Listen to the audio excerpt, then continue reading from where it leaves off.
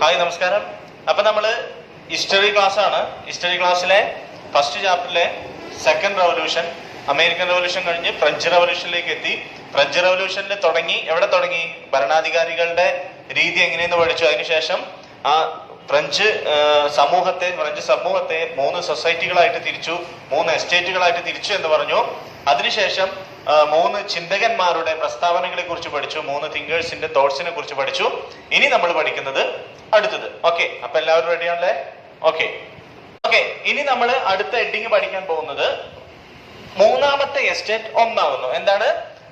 Third estate takes lead. മൂന്നാമത്തെ estate ഒന്നാവുന്നു എന്നാണ് നമ്മൾ ഇനി അടുത്ത ഹെഡിങ് കൊടുക്കാൻ പോകുന്നത്. അതിൽ പ്രധാനമായിട്ടും പറയുന്നത് എന്താണ്? മൂന്നാമത്തെ എസ്റ്റേറ്റ് ഒന്നാവാൻ പോകാനുണ്ടായ കാരണങ്ങളാണ് നമ്മൾ ആദ്യം പറയുന്നത്. എന്താണ് മൂന്നാമത്തെ എസ്റ്റേറ്റ് ഒന്നാവാൻ, അവർ ഒന്നിച്ചിട്ട് അതിന്റെ നേതൃത്വം ഏറ്റെടുക്കാൻ പോകുന്നതിന്റെ റീസൺ ആണ് നമ്മൾ ഇനി ചർച്ച ചെയ്യുന്നത്. അപ്പോ അതിലേക്ക് ചർച്ച ചെയ്യുന്നതിന് മുമ്പ് തന്നെ നമുക്കറിയാം എന്താണ് അവിടുത്തെ ഭരണാധികാരികളും അതുപോലെ തന്നെ 3 എസ്റ്റേറ്റുകളായി തിരിച്ചിരുന്ന ആദ്യത്തെ എസ്റ്റേറ്റുകള് ക്ലർജി, അതുപോലെ എന്താണ് ക്ലർജി, നോബിലിറ്റീസ്, അവരുടെയൊക്കെ എന്താണ് അവർക്കായിരുന്നു ഏറ്റവും കൂടുതൽ ഇതുണ്ടായിരുന്നത്, സ്ഥാനം ഉണ്ടായിരുന്നത് എന്നൊക്കെ പഠിച്ചു. അപ്പോ അതുമായി ബന്ധപ്പെട്ടായിരിക്കും ഇനി മൂന്നാമത്തെ സ്റ്റേറ്റ് ഒന്നാകാൻ പോകുന്നത്. അപ്പൊ നമുക്ക് മൂന്നാമത്തെ സ്റ്റേറ്റ് ഒന്നാകാൻ പോകുന്നു എന്ന് നമ്മൾ ഹെഡിങ് കൊടുക്കുക. എന്ത് ഹെഡിങ് കൊടുക്കേണ്ടത്? The third estate takes the lead. അല്ലെ? ഓക്കെ, ഹെഡിങ് കൊടുത്തു. ഇനി നമ്മൾ അതിൽ ചർച്ച ചെയ്യുന്ന കാര്യങ്ങളാണ്. ഫസ്റ്റ് പോയിന്റ് ആണ് the luxuries of French rulers and wars as well as the continuing drought and destructions of crops made their situation extremely serious. എന്താണ് extremely serious? അതീവ ഗുരുതരമാണ്. എങ്ങനെ അതീവ ഗുരുതരാവുന്നത്? ലക്ഷറീസ് ലൈഫ് എന്താണ്? ഫ്രഞ്ച് റൂളേഴ്സിന്റെ ആഡംബര ജീവിതം. ഫ്രഞ്ച് റൂളേഴ്സ് എന്ന് പറയുമ്പോൾ ഭരണാധികാരികൾ എന്ന് പറയുമ്പോൾ അതിൽ പുരോഹിതന്മാര് ഇവരൊക്കെ പെടും, ക്ലർജി, അതുപോലെ തന്നെ എന്താണ് 1ഉം 2ഉം എസ്റ്റേറ്റിൽ പെട്ടവരൊക്കെ പെടും. എന്താണ് luxuries life of French rulers ഏറ്റവും ചുരുക്കിയിട്ടാ പറയുന്നത്. എന്താണ്? ഫ്രഞ്ച് ഭരണാധികാരിയുടെ ലക്ഷറീസ് ലൈഫും അതുപോലെ തന്നെ വാർസും, എന്താണ് യുദ്ധങ്ങളും, പിന്നെ അതുപോലെ തന്നെ as well as the continuing drought and destruction of crops made their situation. എന്താണ് വരൾച്ച, അല്ലെ? കാർഷിക വരൾച്ചയും എന്താണ് എന്തിലേക്ക് കടന്നു എന്നാ പറയുന്നത്? കാർഷിക വരൾച്ചയും എന്തിലേക്ക് കടന്നു? എക്സ്ട്രീംലി സീരിയസിലേക്ക് കടന്നു. സിറ്റുവേഷൻ എക്സ്ട്രീംലി സീരിയസ് ആയി എന്ന് പറഞ്ഞത് എന്താണ്? ഫ്രാൻസിലെ ഭരണാധികാരികളുടെ ആഡംബര ജീവിതവും യുദ്ധങ്ങളും എന്നിവയും തുടർച്ചയായുള്ള വരൾച്ചയും കൃഷിനാശവും ഫ്രാൻസിന്റെ സാമ്പത്തിക സ്ഥിതി അതീവ ഗുരുതരമാക്കി. ഓക്കെ, സിമ്പിൾ അല്ലേ? എന്താ പറയുന്നത്? ആദ്യത്തെ പോയിന്റ് എന്താണ്? ഫ്രാൻസിലെ ഭരണാധികാരികളുടെ ആഡംബര ജീവിതം. അത് നമ്മൾ ഫസ്റ്റ് പഠിച്ചതാണ്. അതും പിന്നെന്താണ്? യുദ്ധങ്ങളും. അവര് വെറുതെ ഓരോ കാര്യത്തിന് യുദ്ധം ചെയ്തതും അതിനൊക്കെ ഒരുപാട് ചെലവല്ലേ. അപ്പൊ അതുപോലെ തന്നെ എന്താണ്? കൃഷിനാശം, അല്ലെ? കൃഷിനാശം, അതുപോലെ തന്നെ എന്താണ്? destructions of crops എന്ന് പറയുന്നത് after continuing drought and destruction of crops. എന്താണ്? വരൾച്ചയും കൃഷിനാശവും എന്ത് സംഭവിച്ചു? സിറ്റുവേഷൻ എക്സ്ട്രീംലി സീരിയസ്, അതീവ ഗുരുതരമായി എന്ന് പറയുന്നത്. അപ്പൊ മലയാള മീഡിയം എഴുതിയേക്കണം, ഫ്രാൻസിലെ ഭരണാധികാരികളുടെ ആഡംബര ജീവിതം, യുദ്ധങ്ങൾ എന്നിവയും തുടർച്ചയായുള്ള വരൾച്ചയും കൃഷിനാശവും ഫ്രാൻസിന്റെ സാമ്പത്തിക സ്ഥിതി അതീവ ഗുരുതരമാക്കി. First point. അത് കുറെ എഴുതിയിട്ടുണ്ട് അതില്. എന്താണ്? ഭരണാധികാരികൾ എന്ന് എഴുതിയിട്ടുണ്ട്, പിന്നെ എന്താണ് അതില് ക്ലർജി എന്ന് എഴുതിയിട്ടുണ്ട്, പുരോഹിതന്മാർ, ഇതൊക്കെ എഴുതിയിട്ടുണ്ട്. നമുക്ക് ഏറ്റവും പ്രധാനപ്പെട്ട എന്താണ്? റൂളേഴ്സിൽ പെട്ട ആളുകളൊക്കെ അവരെന്താണ്? അവരുടെ ആഡംബര ജീവിതവും യുദ്ധങ്ങളും എന്നിവയും തുടർച്ചയായുള്ള വരൾച്ചയ്ക്ക് കൃഷിനാശം ഫ്രാൻസിന്റെ സാമ്പത്തിക സ്ഥിതി അതീവ ഗുരുതരമാക്കി. അപ്പോ വരൾച്ച, കൃഷിനാശം, ആഡംബര ജീവിതം. ഏതൊക്കെയാണ്? വരൾച്ച, കൃഷിനാശം, ആഡംബര ജീവിതം. എന്താണ്? Destruction of crops, continuing drought. ഈ 2 പോയിന്റുകളും പിന്നെന്താണ്? ലക്ഷറീസ് ലൈഫും. ഈ 3 കാര്യങ്ങളാണ് അവരുടെ ജീവിതം അല്ലെങ്കിൽ ഫ്രാൻസിന്റെ സാമ്പത്തിക പ്രതിസന്ധി രൂക്ഷമാക്കിയത്. ഓക്കെ, സിമ്പിൾ അല്ലേ? ഫസ്റ്റ് പോയിന്റ് അപ്പൊ ഇത് English medium. The luxuries of French rulers and was as well as the continuing drought and destructions of crops made their situation extremely serious എന്ന് പറയണം. ഓക്കെ, സിമ്പിൾ അല്ലേ? ഫസ്റ്റ് പോയിന്റ് കിട്ടിയല്ലോ? കിട്ടി. എന്താണ്? ഫ്രാൻസിലെ ഭരണാധികാരികളുടെ ആഡംബര ജീവിതം, ലക്ഷറീസ് ലൈഫ്, അതുപോലെ തന്നെ യുദ്ധങ്ങൾ, വാർസ്, സാമ്പത്തിക സ്ഥിതി അതീവ ഗുരുതരമാക്കി. ഏതൊക്കെയാണ് ഗുരുതരമാക്കിയത്? ഫ്രാൻസിലെ ഭരണാധികാരികളുടെ ആഡംബര ജീവിതം, rulers, luxuries life, first one. രണ്ടാമത്തെ എന്താണ്? യുദ്ധങ്ങൾ. രണ്ടാമത്തത് വാർസ്. മൂന്നാമത്തെ എന്താ പറയുന്നത്? തുടർച്ച തുടർച്ചയായിട്ടുള്ള വരൾച്ച. എന്താണ്? കണ്ടിന്യൂയിങ് ഡ്രോട്ട് അല്ലെ, ഡ്രോട്ട്. പിന്നെ നാലാമത്തെ എന്താ പറയുന്നത്? കൃഷിനാശം, ഡിസ്ട്രക്ഷൻ ഓഫ് ക്രോപ്സ് അല്ലെ, കൃഷിനാശവും ഫ്രാൻസിന്റെ സാമ്പത്തിക സ്ഥിതി അതീവ ഗുരുതരമാക്കി. Extremely serious. ഓക്കെ, സിമ്പിൾ അല്ലേ? ഫസ്റ്റ് പോയിന്റ് കിട്ടിയല്ലോ. ഫസ്റ്റ് പോയിന്റ് കിട്ടി. രണ്ടാമത്തെ പോയിന്റ് പറയുന്നതാണ് the financial and military assistance given to colonies. French the financial and military assistance given to colonies in the American war also aggravated the financial crisis in France. എന്താ പറയുന്നത്? American വിപ്ലവത്തിൽ കോളനികളെ സമ്പത്തും സൈന്യവും നൽകി ഫ്രാൻസ് സഹായിച്ചു. എന്താ ചെയ്തത്? സഹായിച്ചത് സാമ്പത്തിക പ്രതിസന്ധി രൂക്ഷമാക്കി. അപ്പൊ രണ്ടാമത്തത് എങ്ങനെയാണ് രൂക്ഷമാക്കി എന്ന് പറയുന്നത്? എങ്ങനെയാണ്? അമേരിക്കയെ ഹെൽപ്പ് ചെയ്തു. അമേരിക്ക എന്ത് കൊടുത്താണ് ഹെൽപ്പ് ചെയ്തത്? സമ്പത്ത് കൊടുത്ത്. എന്താ കൊടുത്തത്? സമ്പത്ത് കൊടുത്തും. അത് ഫിനാൻഷ്യൽ ആയിട്ടും അതുപോലെ മിലിറ്ററി ആയിട്ടും അവരെ ഹെൽപ്പ് ചെയ്തു എന്നാ പറയുന്നത്. എങ്ങനെ ഹെൽപ്പ് ചെയ്തു? എവിടെ ഹെൽപ്പ് ചെയ്തു? കോളനീസിന് നൽകി ഹെൽപ്പ് ചെയ്തു. ആരാണ് ഈ കോളനി? 13 കോളനികൾ. ഓർമ്മണ്ടല്ലോ, അമേരിക്കൻ റവല്യൂഷൻ ഓർമ്മല്ലേ? അവിടെയുള്ള 13 കോളനികൾ ആര് സഹായിച്ചു എന്നാ പറയുന്നത്? ഫ്രാൻസ് സഹായിച്ചതും ഈ എക്കണോമിക്, അതായത് സാമ്പത്തിക സ്ഥിതി പ്രതിസന്ധിയിലാകാൻ കാരണമായി. ഓക്കെ, എക്കണോമിക് ക്രൈസിസ് ഉണ്ടാവാൻ കാരണമായി. എങ്ങനെ കാരണം? അതായത് രണ്ടാമത്തെ പോയിന്റ് എന്താ പറയുന്നത്? ഫ്രാൻസ് അമേരിക്കൻ കോളനികളെ സഹായിച്ചത് എന്താ? ഏതിനു വേണ്ടിയിട്ട്? അമേരിക്കൻ വാർ ഓഫ് ഇൻഡിപെൻഡൻസ് സമയത്ത് ഈ കോളനികൾക്ക് ഫിനാൻഷ്യൽ ആയിട്ടും മിലിറ്ററി ആയിട്ടും അവരെന്ത് ചെയ്തു? ഹെൽപ്പ് ചെയ്തു, സഹായിച്ചു. അങ്ങനെയാണ് അവരെ അവരുടെ സാമ്പത്തിക സ്ഥിതി ഗുരുതരമായത് അല്ലെങ്കിൽ രൂക്ഷമായത്. ആരുടെ സാമ്പത്തിക സ്ഥിതിയെ കുറിച്ചാണ് നമ്മൾ പറയുന്നത്? ഫ്രാൻസ് സമൂഹത്തിന്റെ അല്ലെങ്കിൽ ഫ്രാൻസിലെ ആളുകളുടെ സാമ്പത്തിക സ്ഥിതി മോശമാകാനുണ്ടായ കാരണമാണ് രണ്ടാമത് പറയുന്നത്. എന്താ പറയുന്നത്? എഴുതി വയ്ക്കുക. The financial and military assistance given to colonies in the American war also aggravated the financial crisis. എന്താണ്? അമേരിക്കൻ വിപ്ലവത്തിൽ കോളനികളെ സമ്പത്തും സൈന്യവും നൽകി ഫ്രാൻസ് സഹായിച്ചിരുന്നു. അതാണ് സാമ്പത്തിക പ്രതിസന്ധി രൂക്ഷമാകാനുള്ള കാരണം. ഓക്കെ, സാമ്പത്തിക പ്രതിസന്ധി രൂക്ഷമാകാനുള്ള മറ്റൊരു കാരണം എന്താണ്? അമേരിക്കയെ ആര് ഹെൽപ്പ് ചെയ്തു? ഫ്രാൻസ് ഹെൽപ്പ് ചെയ്തു. സിമ്പിൾ ആയി പറഞ്ഞാൽ എന്താണ്? അമേരിക്കയെ യുദ്ധത്തിൽ, അമേരിക്കൻ വാർ ഓഫ് ഇൻഡിപെൻഡൻസിൽ ഈ 13 കോളനികളെ ഫിനാൻഷ്യൽ ആയിട്ടും അതുപോലെ തന്നെ മിലിറ്ററി ആയിട്ടും അവരെ ഹെൽപ്പ് ചെയ്തു, കൊടുത്തു. മിലിറ്ററി സർവീസ് അവിടെ എത്തിച്ചും അവരെ ഹെൽപ്പ് ചെയ്തു. ആരെ ഹെൽപ്പ് ചെയ്തു? അമേരിക്കൻ ജനതയെ, അമേരിക്കൻ കോളനികളെ ഹെൽപ്പ് ചെയ്തു. ആരെ ഹെൽപ്പ് ചെയ്തു? ഫ്രാൻസും ഹെൽപ്പ് ചെയ്തു. അതുകൊണ്ടാണ് അവിടെ എക്കണോമിക്സ് ക്രൈസിസ് ഉണ്ടായത്. ഓക്കെ, 2 പോയിന്റ് കിട്ടിയല്ലോ. കിട്ടിയോ? ഒന്നുകൂടി പറയണമെങ്കിൽ പറയാം.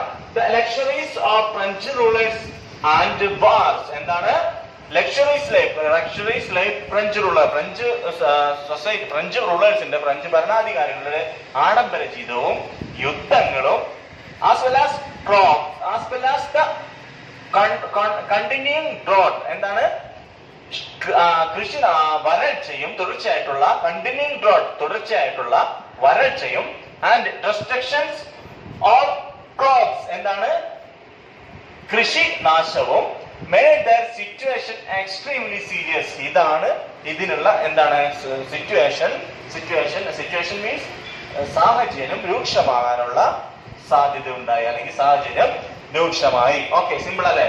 ഫ്രാൻസിലെ ഭരണാധികാരികളുടെ ആഡംബര ജീവിതം, യുദ്ധങ്ങൾ എന്നിവയും തുടർച്ചയായുള്ള വരൾച്ചയും കൃഷിനാശവും ഫ്രാൻസിന്റെ സാമ്പത്തിക സ്ഥിതി അതീവ ഗുരുതരമാക്കി. അപ്പൊ ഫ്രാൻസിന്റെ സാമ്പത്തിക സ്ഥിതി ഗുരുതരമാക്കാൻ 2 പോയിന്റുകൾ പഠിച്ചു. ഫസ്റ്റ് 1 വരുന്നതാണ് എന്തൊക്കെയാണ്? ലക്ഷറീസ് ലൈഫ്, വാറ്, പിന്നെന്താണ്?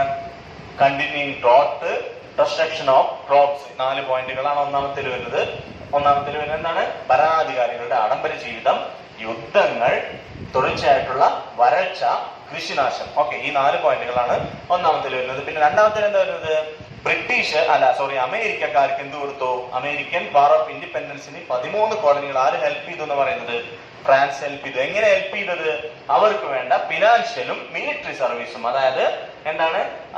കോളനികൾക്കുള്ള സമ്പത്തും സൈന്യവും നൽകി ഫ്രാൻസ് സഹായിച്ചത് കൂടിയാണ് സാമ്പത്തിക പ്രതിസന്ധി രൂക്ഷമാകാനുള്ള കാരണം, എക്കണോമിക് ക്രൈസിസ് ഉണ്ടാവാൻ കാരണം. ഓക്കെ, സിമ്പിൾ അല്ലേ?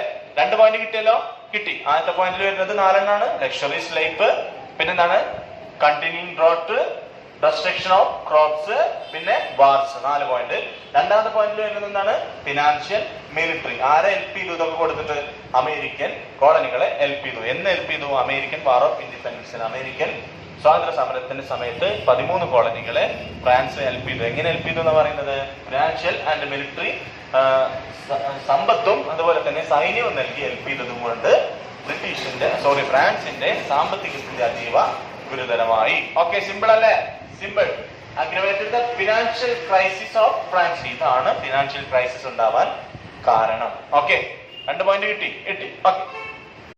ഓക്കെ, ഇനി അടുത്ത ഹെഡിങ് കൊടുക്കേണ്ടത് ടെന്നീസ് കോർട്ട് ഓത്ത് എന്നാണ്. ടെന്നീസ് കോർട്ട് പ്രതിജ്ഞ. ഈ 2 പ്രധാനപ്പെട്ട പോയിന്റുകൾ കഴിഞ്ഞ് കഴിഞ്ഞാൽ അടുത്ത പോയിന്റ് എന്താ കൊടുക്കേണ്ടത്? ടെന്നീസ് കോർട്ട് പ്രതിജ്ഞ. എന്താണ് ടെന്നീസ് കോർട്ട് പ്രതിജ്ഞ? അതിലേക്ക് കടക്കാനുണ്ടായ കാരണം എന്താണ്?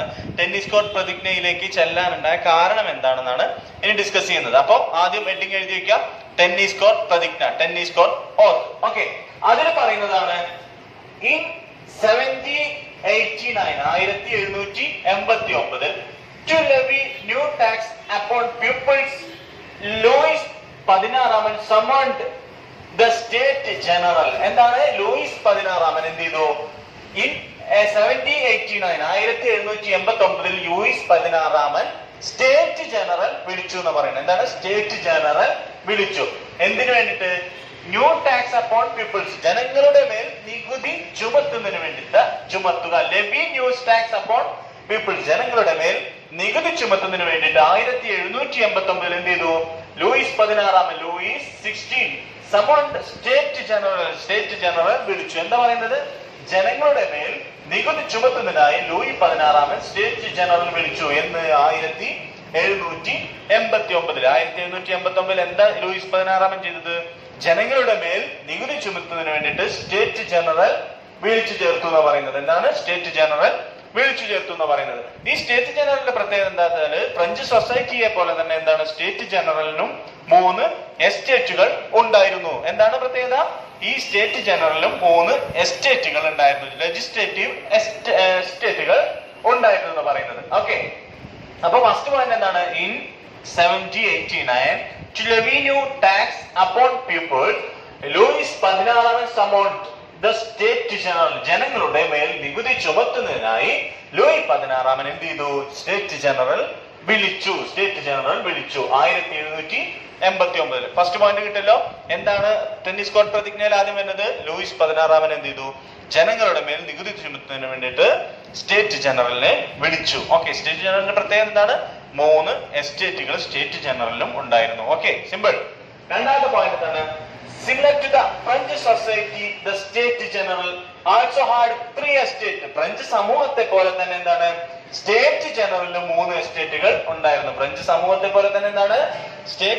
ഫ്രഞ്ച് സൊസൈറ്റിയെ പോലെ തന്നെ ഫ്രഞ്ച് സ്റ്റേറ്റ് ജനറലിനും എന്തുകൊണ്ട് 3 എസ്റ്റേറ്റുകൾ ഉണ്ടായിരുന്നു. സ്റ്റേറ്റ് ജനറലിന് 3 എസ്റ്റേറ്റുകൾ ഉണ്ടായിരുന്നു. ഫ്രഞ്ച് സമൂഹത്തെ പോലെ തന്നെ സ്റ്റേറ്റ് ജനറലിനും 3 എസ്റ്റേറ്റുകൾ ഉണ്ടായിരുന്നു. രണ്ടാമത്തെ പോയിന്റ് കിട്ടുക. ഫസ്റ്റ് പോയിന്റ് എന്താണ്? സ്റ്റേറ്റ് ജനറൽ വിളിച്ചു. ആരെ വിളിച്ചത്? ലൂയി 16 എന്താ വിളിച്ചത്?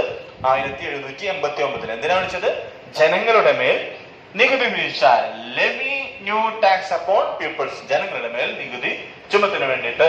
ഓക്കെ, ലൂയി 16 വിളിച്ചു. രണ്ടാമത്തെ പോയിന്റ് എന്താ പറയുന്നത്? ഇതേപോലെ തന്നെ എന്താണ്? ഫ്രഞ്ച് സൊസൈറ്റിയെ പോലെ തന്നെ സ്റ്റേറ്റ് ജനറലിനും എന്തുണ്ട്? 3 എസ്റ്റേറ്റുകൾ ഉണ്ടെന്ന് പറഞ്ഞു. ഓക്കെ, 3 എസ്റ്റേറ്റുകൾ ഉണ്ടെന്ന് പറഞ്ഞു. ഇനി മൂന്നാമത്തെ പോയിന്റ് ആണ് പറയുന്നത്. The first 2 estates are argued for a state-wise single voting system. The third estate called commons. Okay, commons. The third estate demanded individual voting for each member all the estate. എന്താ പറയുന്നത്? The first 2 estate acquired. എന്താ പറയുന്നത്? First 2 estate acquired for estate by single voting system. എന്താണ്? ഓരോ എസ്റ്റേറ്റിനും ഓരോ vote മതി എന്ന് ആര് പറഞ്ഞു? First 2 estate. ഫസ്റ്റ് രാജാവിന്റെ അനുകൂലികളായ ആദ്യത്തെ 2 എസ്റ്റേറ്റ് എന്ത് പറഞ്ഞു? For estate by single voting system. എന്താണ്? ഓരോ എസ്റ്റേറ്റിനും ഓരോ വോട്ട് മതി എന്ന് ആര് പറഞ്ഞു? രാജാവ് അനുകൂലികളായ ഫസ്റ്റ് 2 എസ്റ്റേറ്റ് പറഞ്ഞു. ആദ്യത്തെ 2 എസ്റ്റേറ്റുകൾ എന്ന് പറഞ്ഞു. ഓരോ ഗ്രൂപ്പിനും ഓരോ വോട്ട്, ഓരോ എസ്റ്റേറ്റിനും ഓരോ വോട്ട് മതി എന്ന് പറഞ്ഞു. ആരാ പറഞ്ഞത്? രാജാവിന്റെ അനുകൂലി ആരാ? First 2 estate. അപ്പൊ എന്ത് ചെയ്തു? മൂന്നാമത്തെ എസ്റ്റേറ്റ് ആയ തേർഡ് എസ്റ്റേറ്റ് കോമൺസ് എന്ന പേരിലുള്ള മൂന്നാമത്തെ എസ്റ്റേറ്റ് എന്ന് പറഞ്ഞു ഡിമാൻഡ് ചെയ്തു. എന്ത് ചെയ്തു? Individual vote for each member all the estate. എന്താണ്? എല്ലാവർക്കും, അതായത് എല്ലാ ആളുകൾക്കും, 3 ഗ്രൂപ്പിലുള്ള എല്ലാ ആളുകൾക്കും മെമ്പേഴ്സിന് വോട്ട് ചെയ്യാനുള്ള അനുമതി കൊടുക്കണമെന്ന് ആരാവശ്യപ്പെട്ടു എന്ന് പറയുന്നത്? കോമൺസ് എന്ന പേരിൽ അറിയപ്പെടുന്ന മൂന്നാമത്തെ എസ്റ്റേറ്റ് ആവശ്യപ്പെട്ടു. എന്താ പറയുന്നത്?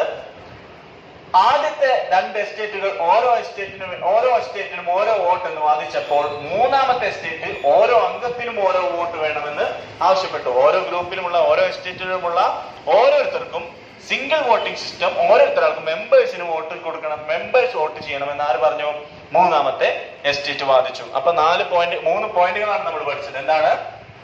1789 to levy new tax upon pupils. Louis XVI summoned the state general. ജനങ്ങളുടെ മേൽ നികുതി ചുമത്താനായി ലൂയി 16 സ്റ്റേറ്റ് ജനറൽ വിളിച്ചു. എന്ന് വിളിച്ചത് 1789. രണ്ടാമത്തെ പോയിന്റ് എന്താ? Similar into the French society, the state general also had 3 estates. French സമൂഹത്തെ പോലെ തന്നെ എന്താണ്? സ്റ്റേറ്റ് ജനറലിനും 3 എസ്റ്റേറ്റുകളുണ്ട്. ഇനി മൂന്നാമത്തെ പോയിന്റ് എന്താണ്? The first 2 estate agreed for estate by single voting system. എന്താണ്? ഓരോ എസ്റ്റേറ്റിനും ഓരോ വോട്ട് മതി എന്ന് ആര് പറഞ്ഞു? രാജാവിന്റെ അനുകൂലികളായ ആദ്യത്തെ 2 എസ്റ്റേറ്റുകൾ പറഞ്ഞു. അപ്പൊ മൂന്നാമത്തെ എസ്റ്റേറ്റ് എന്താ ഡിമാൻഡ് ചെയ്തത്? The third estate commons എന്ന പേരിലുള്ള third estate demanded individual voting for each member all the estate. എന്താണ്? ആദ്യത്തെ 2 എസ്റ്റേറ്റുകൾ ഓരോ എസ്റ്റേറ്റിനും ഓരോ വോട്ട് എന്ന് വാദിച്ചപ്പോൾ മൂന്നാമത്തെ എസ്റ്റേറ്റ് എന്ത് വാദിച്ചു എന്ന് പറയുന്നത്? ഓരോ എസ്റ്റേറ്റിലെ ഓരോ അംഗത്തിനും ഓരോ വോട്ടെന്ന് വാദിച്ചു എന്ന് പറയുന്നത്. ഓരോ അംഗത്തിനും ഓരോ വോട്ടെന്ന് ആര് പറഞ്ഞു? കോമൺസ് എന്ന പേരിൽ അറിയപ്പെടുന്ന മൂന്നാമത്തെ എസ്റ്റേറ്റ് പറഞ്ഞു. ഇനി ടെന്നീസ് കോർട്ട് പ്രതിജ്ഞയിലേക്ക് കിടക്കണം. അപ്പൊ 3 പോയിന്റ് കിട്ടിയോ? ഓക്കെ, കിട്ടിയല്ലോ. 3 പോയിന്റ് കിട്ടിയല്ലോ. ഫസ്റ്റ് 1 സ്റ്റേറ്റ് ജനറൽ വിളിച്ചു. രണ്ടാമത്തത് സ്റ്റേറ്റ് ജനറലിന് 3 എസ്റ്റേറ്റുകൾ ഉണ്ടായിരുന്നു. മൂന്നാമത്തത് എന്താണ്? ഫസ്റ്റ് 2 എസ്റ്റേറ്റുകൾ എന്ത് പറഞ്ഞു? ഓരോ എസ്റ്റേറ്റുകൾക്ക് ഓരോ വോട്ട് മതി എന്ന് പറഞ്ഞു. അപ്പൊ മൂന്നാമത്തെ എസ്റ്റേറ്റ് എന്ത് പറഞ്ഞു? കോമൺസ് എന്ന പേരിലുള്ള മൂന്നാമത്തെ എസ്റ്റേറ്റ് എന്ത് പറഞ്ഞു? നിങ്ങൾ അതിന് നിൽക്കണ്ട, എല്ലാ മെമ്പേഴ്സിനും ഓരോ വോട്ട് വേണമെന്ന് ആര് വാദിച്ചു? മൂന്നാമത്തെ എസ്റ്റേറ്റ് വാദിച്ചു. സിമ്പിൾ അല്ലേ? സിമ്പിൾ. ഇനി അതിന്റെ കാരണം എന്താണെന്ന് ടെക്സ്റ്റ് ബുക്കിൽ ഒരു കള്ളിട്ടിട്ടുണ്ടാവും. കാരണം എന്താണ്? ഏറ്റവും കൂടുതൽ ഈ 2 ഗ്രൂപ്പ് കൂടിയതിനേക്കാൾ കൂടുതൽ മെമ്പേഴ്സ് ആർക്കായിരുന്നു? മിഡിൽ ക്ലാസ്സിലുള്ള ആളുകളല്ലേ, ഏറ്റവും താഴ്ന്ന നിലയിലുള്ള ആളുകൾ കൂടുതൽ ഉണ്ടാവും. അപ്പോ അതുകൊണ്ടാണ് അവർ എന്ത് വാദിച്ചത്? മൂന്നാമത്തെ ആളുകൾക്ക് വോട്ട് വേണമെന്ന് പറഞ്ഞത്. എന്താണ്? ഓരോ ആളുകൾക്കും ഓരോ വോട്ട് വേണമെന്ന് അവർ ആവശ്യപ്പെട്ടത്. ഓക്കെ, അപ്പൊ എന്താ പറഞ്ഞത്? അവർ ഭയങ്കര തർക്കമായി. ആരൊക്കെ തർക്കമായി? ആദ്യത്തെ 2 എസ്റ്റേറ്റും മൂന്നാമത്തെ എസ്റ്റേറ്റും. ആദ്യത്തെ 2 എസ്റ്റേറ്റുകൾ എന്താ പറഞ്ഞത്? ഓരോ ഗ്രൂപ്പിനും ഓരോ എസ്റ്റേറ്റിനും ഓരോ വോട്ട് മതി എന്ന് അവർ പറഞ്ഞു. അപ്പൊ മൂന്നാമത്തെ എസ്റ്റേറ്റ് പറഞ്ഞു പറ്റൂല, ഓരോ അംഗങ്ങൾക്ക് ഓരോ വോട്ട് വേണമെന്ന് മൂന്നാമത്തെ എസ്റ്റേറ്റും വാദിച്ചു. അങ്ങനെ തർക്കം തുടരവേ മറ്റൊരു പ്രധാനപ്പെട്ട ഒരു പോയിന്റ് ഉണ്ടായി. എന്തുണ്ടായത്? While the arguments went on, തർക്കം തുടരവേ the members of the third estate declared themselves the National Assembly of France. എന്താണ്? ഞങ്ങളാണ്. ഞങ്ങള് മൂന്നാമത്തെ എസ്റ്റേറ്റ് ആയി ഞങ്ങളാണ് എവിടുത്തെ? ഫ്രാൻസിലെ നാഷണൽ അസംബ്ലി എന്ന് അവര് ഡിക്ലെയർ ചെയ്തു. അവര് വാദിച്ചു, പറഞ്ഞു. എന്താണ്? തർക്കം തുടരവേ തങ്ങളാണ് ഫ്രാൻസിലെ ദേശീയ അസംബ്ലി എന്ന് മൂന്നാമത്തെ എസ്റ്റേറ്റ് വാദിച്ചു. അപ്പൊ എന്താണ്? മൂന്നാമത്തെ പോയിന്റ് എന്താണ്? ഞങ്ങളാണ് ദേശീയ അസംബ്ലി. ഞങ്ങള് മൂന്നാമത്തെ എസ്റ്റേറ്റ് വാദിച്ചു. മൂന്നാമത്തെ എസ്റ്റേറ്റ് എന്താ പറഞ്ഞത്? We are national assembly of France. ഞങ്ങളാണ് നാഷണൽ അസംബ്ലി ഓഫ് ഫ്രാൻസ്. എന്താ പറഞ്ഞത്?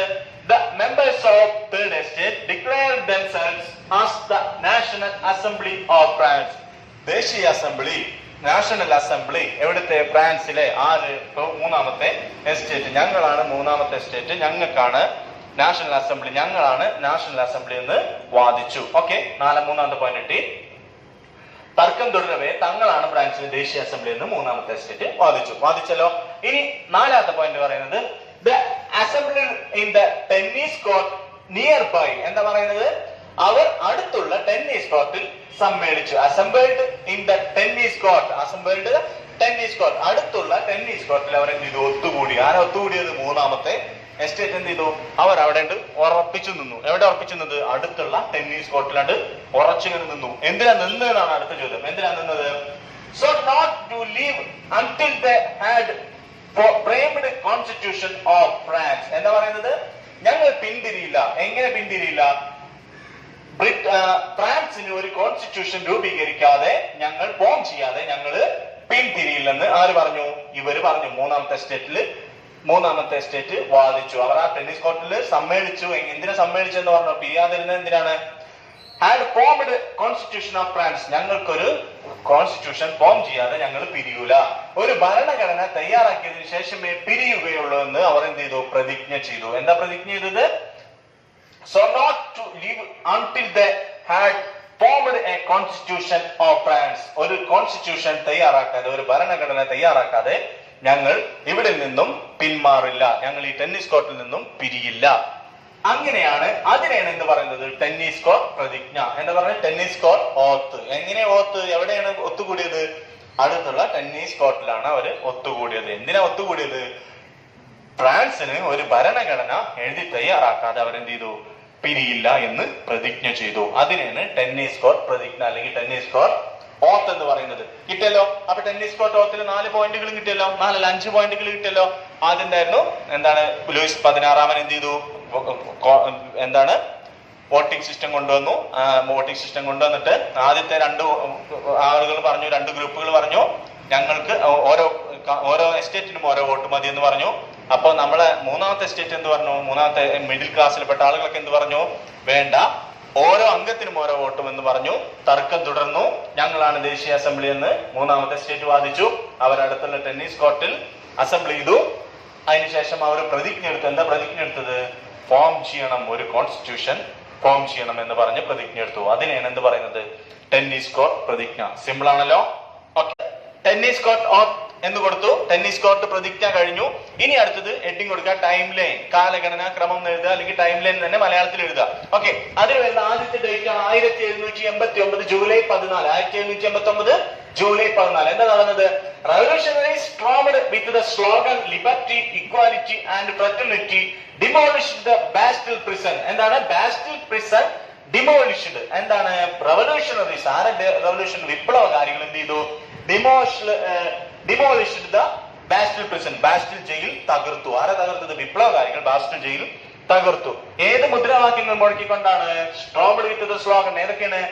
ലിബർട്ടി, ഇക്വാലിറ്റി, ഫ്രറ്റർണിറ്റി, സമത്വം, സാഹോദര്യം, പിന്നെന്താണ്? സ്വാതന്ത്ര്യം. ഈ മുദ്രാവാക്യങ്ങൾ മുഴക്കിക്കൊണ്ടാണ് അവര് എന്താണ്? ബാസ്റ്റിൽ ജയിൽ തകർത്തത്. അപ്പൊ first one demolished ബാസ്റ്റിൽ prison, ബാസ്റ്റിൽ prison അല്ലെങ്കിൽ ഡിമോളിഷ്ഡ്, ബാസ്റ്റിൽ ജയിൽ തകർത്തു. ഏത് ഡേറ്റ്? 1789 ജൂലൈ 14 ബാസ്റ്റിൽ ജയിൽ തകർത്തു. രണ്ടാമത്തെ പോയിന്റ് എന്താ?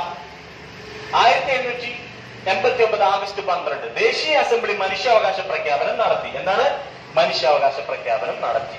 ആരാണ് ദേശീയ അസംബ്ലി? നമ്മൾ പണ്ട് പഠിച്ചത് ആരാ? മൂന്നാമത്തെ സ്റ്റേറ്റ് അല്ലെ? ദേശീയ അസംബ്ലി മനുഷ്യാവകാശ പ്രഖ്യാപനം നടത്തി. The National Assembly passed the declaration of human rights, മനുഷ്യാവകാശ പ്രഖ്യാപനം നടത്തി. Human rights. Okay, human rights, മനുഷ്യാവകാശം, ഹ്യൂമൻ റൈറ്റ്സ്, മനുഷ്യാവകാശം, ഹ്യൂമൻ റൈറ്റ്സ്, മനുഷ്യാവകാശം. ഏതാണ്? 1789 August 12. August 12 human rights. July 14 Bastille ജയിൽ. നാലാമത്തത് 1789 ഒക്ടോബർ. തീയതിയില്ല, ഒക്ടോബറിൽ അല്ലെ? മാസം ഒക്ടോബർ ഉണ്ട്. 1789 October. Thousands women marched from Paris to the Versailles Palace with the slogan gives bread. എന്താണ്? gives us bread, ഞങ്ങൾക്ക് ഭക്ഷണം തരൂ എന്ന് പറഞ്ഞുകൊണ്ട് 1000 women, ആയിരക്കണക്കിന് സ്ത്രീകള് എവിടുത്തെ? പാരീസിലെ ആയിരക്കണക്കിന് സ്ത്രീകൾ മാർച്ച്ഡ് ഫ്രം പാരീസ്, പാരീസിലെ ആയിരക്കണക്കിന് സ്ത്രീകൾ വേഴ്സായി പാലസിലേക്ക് പ്രകടനം നടത്തി എന്ന് പറയുന്നത്. വേഴ്സായി കൊട്ടാരത്തിലേക്ക് പ്രകടനം നടത്തി. ആരാ നടത്തിയത്? ആയിരക്കണക്കിന് സ്ത്രീകൾ. എന്തിനു വേണ്ടിയിട്ട്? റൊട്ടിക്ക് വേണ്ടി. ഞങ്ങൾക്ക് ഭക്ഷണം തരൂ എന്ന് പറഞ്ഞിട്ട്. ഗിവ് us bread അല്ലെ? ഞങ്ങൾക്ക് ബ്രെഡ് തരൂ, ഞങ്ങൾക്ക് ഭക്ഷണം തരൂ എന്ന് പറഞ്ഞിട്ട് ആയിരക്കണക്കിന് സ്ത്രീകൾ എന്ത് ചെയ്തു? മാർച്ച് ചെയ്തു. എവിടേക്ക്? വേഴ്സായി കൊട്ടാരത്തിലേക്ക്. എവിടെ നിന്നുള്ള സ്ത്രീകൾ? പാരീസിലുള്ള സ്ത്രീകൾ. എന്താ പറയുന്നത്? പാരീസിലെ ആയിരക്കണക്കിന് സ്ത്രീകൾ ഭക്ഷണം വേണമെന്ന ആവശ്യവുമായി, മുദ്രാവാക്യമായി വേഴ്സായി കൊട്ടാരത്തിലേക്ക് പ്രകടനം നടത്തി. 1789 ഒക്ടോബറിൽ thousands of women marched from Paris to the Versailles Palace with the slogan gives us bread, ഞങ്ങൾക്ക് ഭക്ഷണം തരും എന്ന് പറഞ്ഞിട്ട് എന്ത് ചെയ്തു? ആയിരക്കണക്കിന് സ്ത്രീകൾ എന്ത് ചെയ്തു? മാർച്ച് ചെയ്തു. എവിടേക്ക് മാർച്ച് ചെയ്തു? വേഴ്സായി കൊട്ടാരത്തിലേക്ക് മാർച്ച് ചെയ്തു. എവിടെ നിന്നുള്ള സ്ത്രീകള്? പാരീസിലുള്ള സ്ത്രീകൾ. ഓക്കെ, മൂന്നാമത്തത് 1000 വുമൺസ്. രണ്ടാമത്തെ എന്തായിരുന്നു? ഫസ്റ്റ് വൺ എന്തായിരുന്നു? ഡിമോളിഷ്ഡ് അല്ലെങ്കിൽ ബാസ്റ്റിൽ പ്രിസൺ. രണ്ടാമത്തെ എന്തായിരുന്നു? ദേശീയ അസംബ്ലി അല്ലെങ്കിൽ ദേശീയ അസംബ്ലി അല്ല, ഹ്യൂമൻസ് മനുഷ്യാവകാശം. മൂന്നാമത്തത് 1000 വുമൺസ്. ഓക്കെ. നാലാമത്തത് 1792 സെപ്റ്റംബറിൽ പുതുതായി രൂപീകരിച്ച ഭരണഘടനയനുസരിച്ച് തെരഞ്ഞെടുക്കപ്പെട്ട ദേശീയ കൺവെൻഷൻ ഫ്രാൻസിനെ റിപ്പബ്ലിക്കായി പ്രഖ്യാപിച്ചു. പുതുതായി രൂപീകരിച്ച ഭരണഘടന, ഫ്രാൻസിന് ഒരു ഭരണഘടന നിലവിൽ വന്നു, ഒരു കോൺസ്റ്റിറ്റ്യൂഷൻ നിലവിൽ വന്നു. അവരെന്ത് ചെയ്തു? അവര് ഒരു ദേശീയ കൺവെൻഷൻ രൂപീകരിച്ചു, ഫ്രാൻസിനെ ഒരു റിപ്പബ്ലിക്കായി പ്രഖ്യാപിച്ചു. എന്താ പറയുന്നത്? പുതുതായി രൂപീകരിച്ച എന്നാണ് 1792 കേട്ടോ. 1792 റിപ്പബ്ലിക്കായ വർഷം, ഫ്രാൻസ് റിപ്പബ്ലിക്കായ വർഷം 1792. ഓക്കെ, 1792 സെപ്റ്റംബറിലാണ് ഫ്രാൻസ് റിപ്പബ്ലിക് ആയത്. കിട്ടിയല്ലോ. ഓക്കെ, പുതുതായി രൂപീകരിച്ച ഭരണഘടന അനുസരിച്ച് തെരഞ്ഞെടുക്കപ്പെട്ട ദേശീയ കൺവെൻഷൻ ഫ്രാൻസിനെ റിപ്പബ്ലിക്കായി പ്രഖ്യാപിച്ചു. The National Convention formed as per the new constitution. എന്താണ്? National Convention formed the new constitution. പുതിയ ഭരണഘടനയ്ക്ക് അനുസരിച്ച് ഫോം ചെയ്ത National Convention, National Assembly proclaimed France as a republic. എന്താണ്? വിളംബരം ചെയ്തു. എന്താ വിളംബരം ചെയ്തത്? ഫ്രാൻസ് റിപ്പബ്ലിക്കായി പ്രഖ്യാപിച്ചു. സിമ്പിൾ ആണല്ലോ? സിമ്പിൾ. അപ്പോ നാലാമത്തത് 1792 എന്താണ്? France republic. 1789 ഒക്ടോബറിൽ എന്താ? 1000 വുമൺസ്. 1789 ആഗസ്റ്റ് 12 എന്താണ്? മനുഷ്യാവകാശം. 1789 ജൂലൈ 14 എന്താണ്? Demolished ബാസ്റ്റിൽ prison. സിമ്പിൾ ആണോ? ടൈം ലൈൻ കഴിഞ്ഞു. നമ്മുടെ ഫ്രാൻസ് ഫ്രഞ്ച് റവല്യൂഷൻ കഴിഞ്ഞു. സിമ്പിൾ ആണോ? ഇത്രയും എടുത്ത് സിമ്പിൾ ആണോ? ഓക്കെ, ഇനി നമുക്ക് രണ്ട് കാര്യങ്ങളും ഫ്രഞ്ച് റവല്യൂഷനിൽ പഠിക്കാണ്ട്, അതുകൂടി നമുക്ക് പഠിക്കാം. അപ്പൊ ഇത്രയും കാര്യങ്ങൾ ഓക്കെ ആണോ? ഫസ്റ്റ് മുതൽ ഓർത്ത് വരുന്നുണ്ടോ? എങ്ങനെയാണ്? ദൂർത്തന്മാർ അല്ലെ, സ്കോണ്ടേഴ്സ് അല്ലെ, ഓർമ്മ ഉണ്ടോ? പിന്നെ 3 എസ്റ്റേറ്റുകളായി തിരിച്ചു. 3 എസ്റ്റേറ്റുകളുടെ പ്രത്യേകതകള്: ക്ലർജി, പിന്നെന്താണ്? നോബിലിറ്റീസ്, മിഡിൽ ക്ലാസ്. അത് കഴിഞ്ഞിട്ട് എന്താണ്? എന്താണ് പറഞ്ഞത്? മൂന്നാമത്തെ എസ്റ്റേറ്റ് മുന്നേറുന്നു. അതിനുശേഷം ടെന്നീസ് കോർട്ട് പ്രതിജ്ഞ. അതിനുശേഷം ഈ ടൈം ലൈന് കൃത്യാണോ? മണ്ടേ കയറിയില്ലേ? ഓക്കെ, നമ്മളിപ്പോ എന്തുവരെ പഠിച്ചു? ഫ്രാൻസ് റിപ്പബ്ലിക് ആയ വരെ പഠിച്ചു. ഫ്രാൻസിന് ഒരു കോൺസ്റ്റിറ്റ്യൂഷൻ വന്നു, അങ്ങനെ അവർ റിപ്പബ്ലിക് ആയതിനെ കുറിച്ചൊക്കെ നമ്മൾ പഠിച്ചു. ഇനി നമ്മൾ പഠിക്കാൻ പോകുന്നത് ഫ്രാൻസ് വിപ്ലവം, ഫ്രഞ്ച് റവല്യൂഷൻ എങ്ങനെയാണ് ഇൻഫ്ലുവൻസ് ചെയ്തത്, സ്വാധീനിച്ചത് മറ്റുള്ള വിപ്ലവങ്ങൾക്ക്, അല്ലെങ്കിൽ തുടർന്നുള്ള കാലഘട്ടത്തിലൊക്കെ എങ്ങനെയാണ് ഫ്രഞ്ച് റവല്യൂഷൻ അല്ലെങ്കിൽ ഫ്രഞ്ച് വിപ്ലവം മറ്റുള്ളവരിലേക്ക് സ്വാധീനിച്ചത്, ഇൻഫ്ലുവൻസ് ചെയ്തത് എന്നാണ് നമ്മൾ ചർച്ച ചെയ്യുന്നത്. അതിലൊരു 7 പോയിന്റ് ഉണ്ട്, അതും കൂടി നമുക്ക് ചർച്ച ചെയ്യാം. Okay, first one, influence of French revolution, French വിപ്ലവത്തിന്റെ സ്വാധീനം. ഹെഡിങ് കൊടുത്തല്ലോ? കൊടുത്തു. ഓക്കെ, ആദ്യം വരുന്നത് stimulated all the later revolution in the world. എന്താണ് stimulated all the later revolution in the world? എല്ലാ വിപ്ലവങ്ങൾക്കും, അതായത് ലോകത്ത് നടന്ന മറ്റുള്ള വിപ്ലവങ്ങൾക്ക് എന്താണ്? സ്റ്റിമുലേറ്റ് ചെയ്തു, ആവേശം പകർന്നു. എന്താ പറയുന്നത്? എല്ലാ വിപ്ലവങ്ങൾക്കും തുടർന്നുള്ള വിപ്ലവങ്ങൾക്കെല്ലാം എന്താണ്? ആവേശം പകർന്നു. Stimulated all the later revolution in the world. അതായത് തുടർന്നുള്ള വിപ്ലവങ്ങൾക്കൊക്കെ എന്താണ്? ആവേശം പകർന്നു. അപ്പൊ ഫസ്റ്റ് പോയിന്റ് മനസ്സിലാണ്. സ്റ്റിമുലേറ്റഡ് എന്താണ്? ആവേശം പകർന്നു. ഓക്കെ, രണ്ടാമത്തത് ended feudal system in Europe. Feudal system in the world. Ended അവസാനിച്ചു. Ended feudal system in the world. യൂറോപ്പിലെ ഫ്യൂഡൽ വ്യവസ്ഥയ്ക്ക് അന്ത്യം കുറിച്ചു. അപ്പൊ feudal system first stimulated, second feudal system. ആദ്യത്തേത് ആവേശം പകർന്നു, രണ്ടാമത്തേത് ഫ്യൂഡൽ വ്യവസ്ഥ. ഓക്കെ, മൂന്നാമത്തേത് declared that the nation is the people, not the territory. എന്താ പറഞ്ഞത്? declared that the nation is the people. nation എന്താണ്? രാജ്യം എന്നാൽ ജനങ്ങളാണ്, നോട്ട് എ ടെറിട്ടറി, പ്രദേശമല്ല എന്ന് വാദിച്ചു. എന്താ പറഞ്ഞത്? രാജ്യം എന്നാൽ ജനങ്ങളാണ്, പ്രദേശമല്ല. എന്താ പറഞ്ഞത്?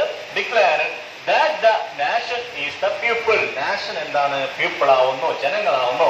നോട്ട് ദ ടെറിട്ടറി, ഒരു പ്രദേശമല്ല.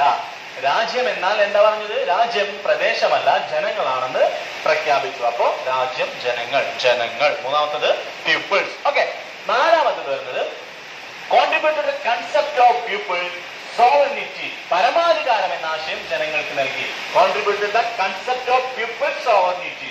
എന്താണ് പരമാധികാരം എന്നുള്ള? സോവറിനിറ്റി എന്ന് പറഞ്ഞാൽ പരമാധികാരം, പരമാധികാരം എന്നുള്ള ആശയം ജനങ്ങൾക്ക് നൽകി. നാലാമത്തെ തപ്പ് എന്താണ്? പരമാധികാരം, sovereignty.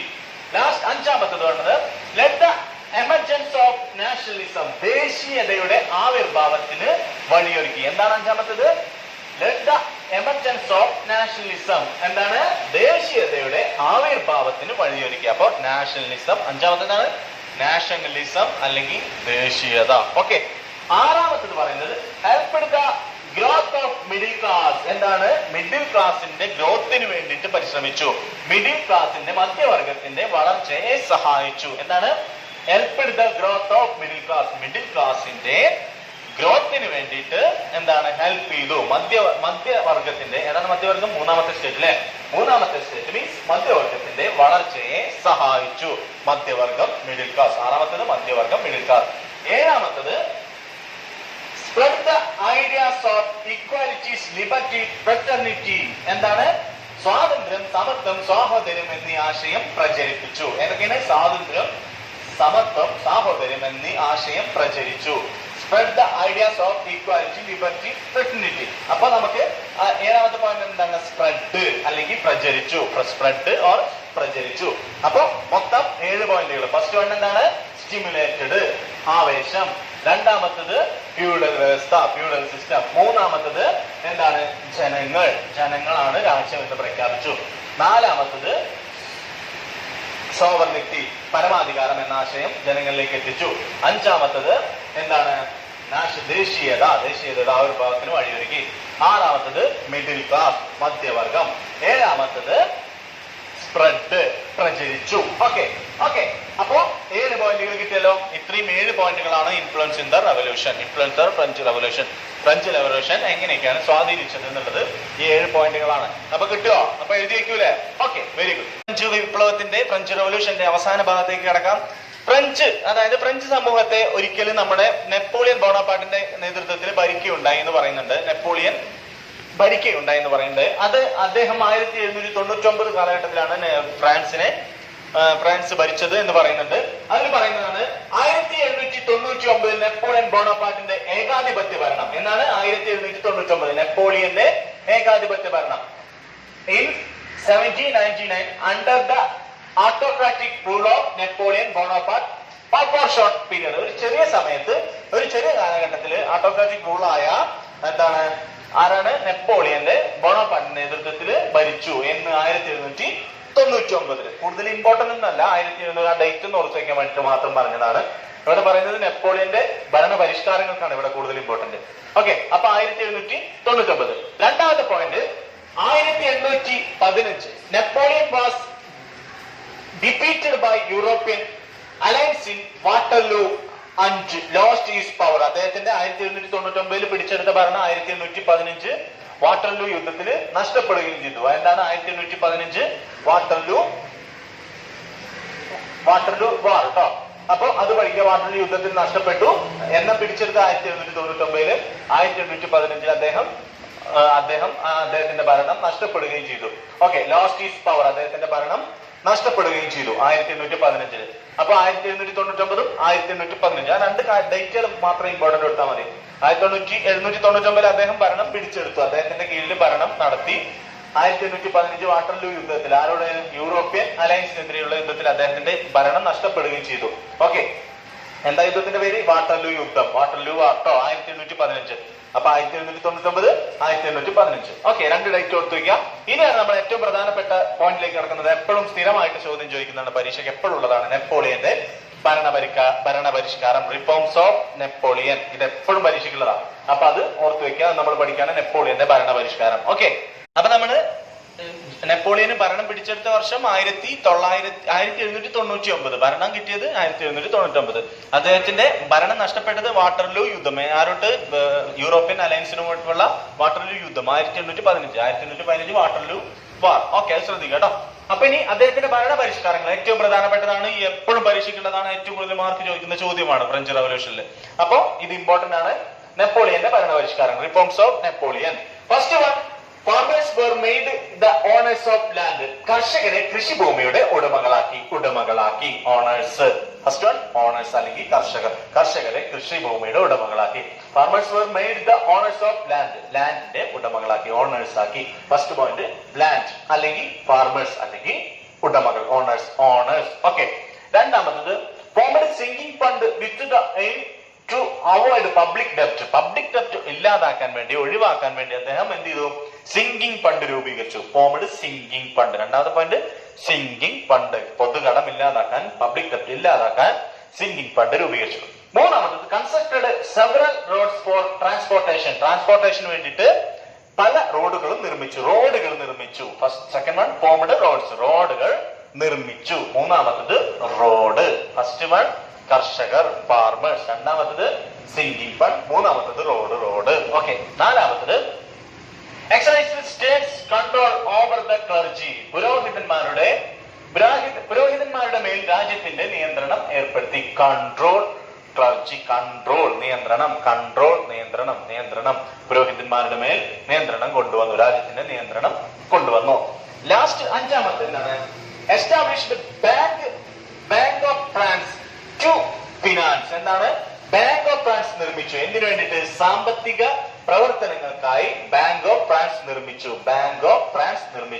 Established Bank of France to finance. ഫിനാൻസിന് വേണ്ടി, സാമ്പത്തിക പ്രവർത്തനങ്ങൾക്കായിട്ട് എന്താണ്?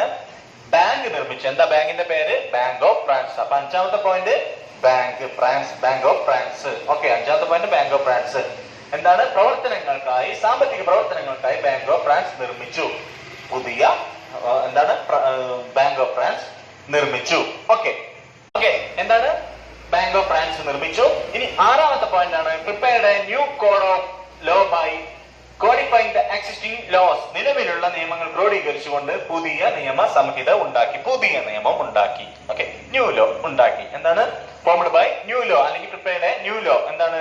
prepared a new code of law by codifying the existing law. നിലവിലുള്ള നിയമങ്ങളൊക്കെ ക്രോഡീകരിച്ചുകൊണ്ട് ഒരു പുതിയ നിയമസംഹിത ഉണ്ടാക്കി. സിമ്പിൾ അല്ലേ? Law, new law. Okay, new law. അപ്പോ 6 പോയിന്റുകളാണ് നമ്മൾ ഡിസ്കസ് ചെയ്തത്. ഫസ്റ്റ് വൺ ഓണർ അല്ലെങ്കിൽ ഫസ്റ്റ് വൺ ഫാർമേഴ്സ്. എന്താണ്? കർഷകർക്ക് കൃഷിഭൂമിയുടെ ഉടമകളാക്കി.